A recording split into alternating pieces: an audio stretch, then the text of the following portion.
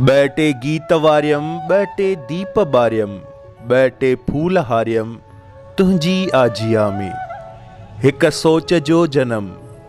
ओ भगत सिंह जी मुस्कुराहट अज तुंहिंजे जन्म ॾींहं ते कहिड़े लफ़्ज़नि सां तुंहिंजी बेबाक मोहब्बत सां भरपूर वजूद खे भेटा ॾियां।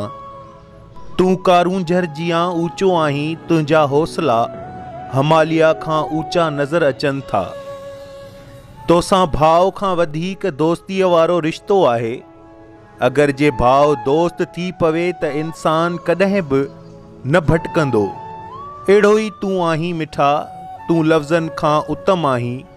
तूं कारूंझर ते पेर रखी सॾ कजां, ॾिस त तुंहिंजे सॾ ते कीअं था थर जा समूरा पेरूं पची पवनि ऐं मारूअड़नि जी बुख लही वञे।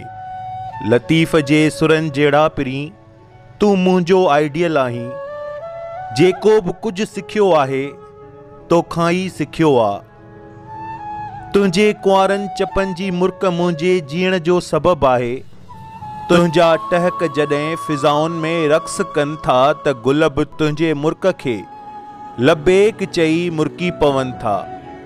तुंहिंजे चपनि ते हमेशह सन जे पोड़े शींहं ऐं अमर शहीदनि जो ज़िक्र में फ़िक्र रहियो आहे। होशूअ जी ललकार जहिड़ा पिरीं तूं सैयद जो सचो सिपाही आहीं। तुंहिंजो किरदारु रहबरे लतीफ़ जे सुरनि सां पेच खाईंदो आहे। मूं साण तुंहिंजो लहजो हमेशह लतीफ़ जे तंद जहिड़ो नाज़ुक ऐं मेहंदीअ जी ख़ुशबूअ जहिड़ो महकंदड़ इंड लठ रेखाउनि जहिड़ो रंगीन रहियो आहे। तुंहिंजे वजूद जो सायो कंहिं थधिड़ी निम जे छांव खां घटि नथो भायां। दोलह दरिया ख़ान जे पटके जे वरनि जहिड़ा पिरीं दुआ आहे त हमेशह तुंहिंजो ॻाट सिंधुअ जे लाल परचम जियां ऊचो रहे। तुंहिंजो कलम हमेशह मारूअड़नि जो दर्द लिखंदो रहे।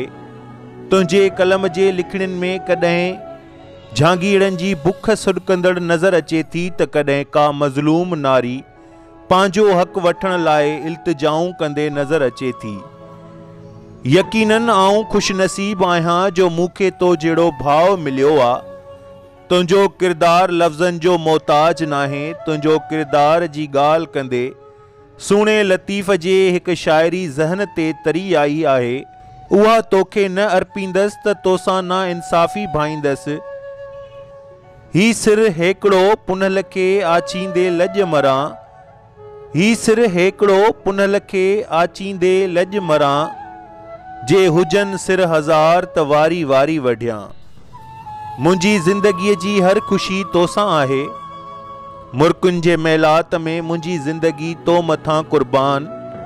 प्यारा मालिक जे दर दुआ आहे त सदाईं सिरह जे पीलनि गुलनि जियां महकंदो रहीं। आज़ादीअ जी राह ते हमेशह अॻु भरो रहीं। देश जे नंगनि ऐं दंगनि लाइ हमेशह पाण पतोड़ींदो रहीं। लव यू प्यारा। खोड़ सारियूं जन्म ॾींहं जूं मुबारकूं।